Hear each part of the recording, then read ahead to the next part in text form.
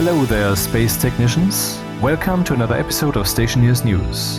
It's 2026, February the 23rd. And believe it or not, we already have some more news. Alright, so now the Combustion Deep Miner update is out, which also brings big performance gains. But mainly, now we have the Combustion Deep Miner, which is like a standard deep miner, except fast, and that speed is paid for by asking you for some engineering and for some delicate machine use, if you're not even going so far as to program this thing. There was a news episode recently where this device was demonstrated, and in another one I showed you Shadow Drake's science results where he measured the speed of the standard deep miner, the Combustion Deep Miner on standard fuel, and the Combustion Deep Miner on rocket fuel. This update also brings some improvement to the map motherboard. Once an area has been scanned by a rocket in orbit, you can click on that area and you can see the exact mixture of deep miner ore that you'd find in that region without having to run there, you know? So now you can make plans, showing that rocketry is definitely not late gameplay. And the tanks are now changed, also shown in a recent news episode. They now act just as volumes, so the pipe network they're connected to would just be bigger by adding a tank, but you'd have to replace your existing tanks yourself, otherwise that functionality will not kick in. Downside, it no longer has a data connection, so you'd have to employ pipe analyzers. Great performance gains if multiple people are out mining, several fixed memory leaks, and some multiplier crash and login fixes. That should result in a smoother experience. Jackson the Master, who also made the save game converter from the old to the new terrain, contributed significantly to the detection and solution of the memory leaks and the multiplayer stability fixes. And oh, what do we have here? The last time I told you about upcoming things the developers had planned, nuclear reactors were at the top. Now we have new gases, and a lot of this news episode will talk about that stuff. So lean back and consume content. Remember when the devs told us in their multiplayer update post that the arc furnace would now release hot gases, so players could no longer exploit it for cooling their stations? Well, it turns out it's still outputting gases at 0 degrees Celsius. On this news video, Joel from Hell commented, "I tested the arc furnace. If you run it in a vacuum and suck out all gases that are produced, it's still 0 degrees. She probably did it like this to avoid for the arc furnace itself to cause any heat skewing the measurements. And so I tried this myself, and yeah, the gases are still cold. I posted this bug on the Discord and Matty took notice, so we can assume that they will fix this. So thanks, Joel. And thank you guys for all the views and upvotes and for your comments and the appreciation that I see. It's not what keeps me going, but it makes my day." By the way, one of the RocketWerkz developers of Stationeers, Matthew, going by the moniker Matty, responsible for everything on Discord, commented on this news video too. Like Dean Hall, Rocket also did a few news episodes ago. So yeah, that feels good. Anyway, so I just started a moon save game in creative mode, made a little test arc furnace that, as you can see, automatically triggers. Whatever gas it outputs will automatically be sucked away into the rest of the building, where I can get a reading on this tablet. And of course we're gonna do this at night and with a roof installed, so that we have a room here. Here we have some of the common ores, so let's toss them in and see what happens. 0 degrees Celsius. Nope, these are cold gases. The exploit isn't gone.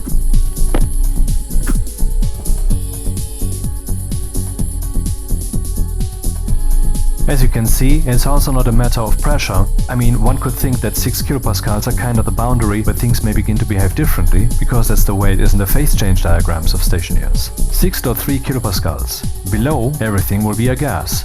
I know this is completely unrelated to the topic, but who knows? Could have been, but clearly isn't. By the way, Joel from Hell, who had brought this to our attention, did a much more thorough video on this, and it turns out that some ore indeed produces hot gas. She also did a sophisticated investigation of the difference between the planetary and low orbit regions and how to cross between them. So maybe you want to check out her channel for some in-depth Stationeers content. Speaking of gases, there was a very interesting discussion in the contributors channel on the official Discord. This channel is hidden to normal users, and I was very surprised when it one day popped up on my screen. They had designated me a contributor. Okay, I see where they're coming from. And in this channel, Dean Hall showed up and said, "We had a good steering group this week." That's when the devs get together and decide on a high level where to go and what to do before returning to their desks and stepping on the gas. Working on finalizing our approach to a gas rework, which will involve us adding a whole bunch more gases, etc. and rejigging the names and outputs of some other gases as well. So, ladies and gentlefolk, the atmospheric simulation in Stationeers is one of the main reasons we play this game, right? Well, the particular ingredients that go into it are about to change, tangibly. I don't know when exactly, but it's gonna be soon. Rocket continues, all the following subject to change. Like I keep saying, there's no nailed down roadmap, there are just some things that are pretty much certain to come, like nuclear power for example. And once version 1.0 is out, which in turn will be a community vote that the developers will start when they think the time is right, there will be the full price terraforming expansion. And after version 1.0, RocketWerkz will keep developing Stationeers. This will never stop and the game will also never die. They have taken measures and they keep taking measures, as you will see, to make sure that even if the studio dies, the game will not. So he said, this coming update will be the Deep Miner changes. You know, Combustion Deep Miner and the improved sounds of the old ones, and who knows what else. Next will be gases, after that low orbit gameplay, then power rework, then nuclear power maybe combined with the power rework. At that point, maybe we will start running occasional polls to see if the game should leave early access. My personal opinion, no, definitely not yet, because it does need a campaign. I know that Stationeers has an emergent campaign, and the helper hints optionally shown when you play are kind of a guide as to what to do next. But that's not a campaign. You're not being given a purpose, you're not being given actual goals, like build a hospital or some hotel where people have to survive in rooms with some comfort, or whatever. But maybe they can solve that in stride. Dean says, only commercial stuff like expansions would be left until after 1.0. Otherwise, we'd continue with survival and balance, vehicle rework, changes, etc. So that sounds that from their perspective, the version 1.0 isn't that far away.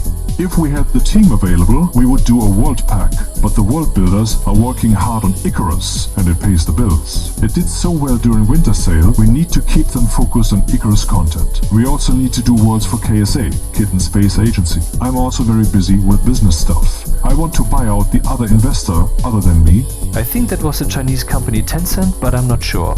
And then put in place a really good employee equity system. Overall though, things are pretty good, all things considered, just really busy. I'm so proud of the Stationeers team though. By the way, up here on screen you can see that I suggested that the solid fuel generator, the coal burner, should have a slot for an oxygen canister and should come with a canister so that early game use is still easy, like right now, but later you need to make choices. For example, either you put that thing on the portable's connector and keep feeding it your valuable oxygen, or you go solar, etc. And then Rocket came in and said, I like that actually. I'm embarrassed I didn't think of it. So there's hope that they may do this. See, my goal with this suggestion is not to make it any harder on anyone with the solid fuel generator, except later it shouldn't be the default thing to go to. It's too easy, too simple. Also, currently it's magical. It burns coal on the moon, wherever that coal is coming from. But if it had this oxygen canister, that would solve everything, as long as it consumes the oxygen very slowly. And there's more things that Rocket said. In case someone doesn't know who that is, that's Dean Hall, the creator of the Arma military simulation mod, Daisy. Or Daisy. Daisy, Daisy, give me your answer too. So he says, Stationeers is coming to Ahwoo. Ahwoo! I don't know how to pronounce that. This is what this is. See, Dean is pretty much political about gaming. He dislikes where we're at, and he wants to change things. There must be a better way than to be crammed into that one marketplace that is Steam, having to dance to their tune, game studios barely being able to pay the bills, and so, that's at least my understanding, he wants to center the entire RocketWerkz catalog on this website, I think. It's supposed to be a game distribution and community platform that is technically not by RocketWerkz, and it was created to bypass traditional storefronts like Steam and to test a new contribution-led development model where people contribute willingly. And the first product they're handling like this is Kitten Space Agency, where we can see some contributions that are just crazy. $10,000, $2,500. I only gave 40. By the way, brand new, KSA is now also available for Linux, but this is highly experimental, so don't expect it to actually work. It's the first step in that direction. Well, you gotta start somewhere. So Dean's saying, Stationeers is coming to Ahwoo too, free for anyone who has it on Steam. Ahwoo will just be used to manage some of our infrastructure better, like the central server we use for lobby, etc., so that we can ensure Stationeers would survive death of the studio and any APIs like Steam, itch or RocketWerkz. Overall, Stationeers had its best year ever last year, 2025. If the studio struggles for cash, I will tell you all well in advance, and we can plan long term about how we manage things then. For now we are lucky. Icarus is paying the bills. It's not like a crazy success, but it gets us through a few winters. By the way, Rocket did a developer AMA, Ask Me Anything, on Reddit on the 18th of February and actually went through the whole thing to load any missing comments, except threads so deep it would get me to a different page. A recording of the entire scroll is at the very end of this video, without any sound. Okay, let's move on. So for those of you who are not aware, Dean is just passionate about games and about gaming. And with the millions he got from Bohemia Interactive via DayZ, he founded RocketWerkz in New Zealand, which is to the right of Australia in case someone doesn't know. I'm here, by the way. Anyway, so he's passionate about gaming, and so he lets us share in. We're basically one community with the same will, not just some customers who have bought some game and can expect the company to fucking deliver already. We are one team. They're the ones who make the game, we are the ones who enjoy it and contribute our own creations and cash. That is how this works. That's how the world should work. We are one team, aren't we? Working on the one project. Which is what? Fun. That's what the project is. And here Rocket actually posted some numbers, which he does relatively often. So on the 13th, he said, This is yesterday's sale data. The weird thing for us is that DLCs for Icarus outsell Stationeers. In fact, the outposts for Icarus outsell Stationeers in revenue as a group on average every day. You can see here on the 12th, $13,200 for Icarus, $1,300 for Stationeers. He says, These last 12 months were the best 12 months, and the year before was the second best. So that does smell like a trajectory, right? Let's hope they can stay on this path. Again, the studio is not swimming in money, they're getting by. That is what this is. But things seem to be getting better. He's saying, Obviously this is gross, not net. So they can keep about half of that, I guess. And then he continues, Also, Icarus has made so much money, Steam takes 5% less. And Icarus is close to the final tier on Steam, so it will end up getting 10% more every sale on Icarus versus Stationeers. So that's the perverse thing on Steam. The indies pay more per sale to Valve than the big companies. The bigger you are, the less money you pay to Steam. I haven't seen the contracts, but I have been told companies like Electronic Arts, EA, have an extra special royalty rate with Steam. That means it's extremely good for them. For Icarus, around 60% of the revenue comes from DLC. So Icarus DLC is really a massive powerhouse for the studio. We would have gone out of business completely without it.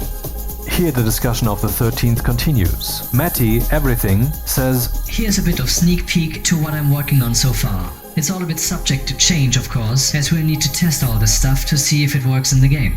And here we can see the potential changes to gases. Not just additional gases, but also changes to existing ones. I don't know if these are different parameters or if just the name is changed. By the way, most of you probably assume that your save games are fucked when this GAS update comes out.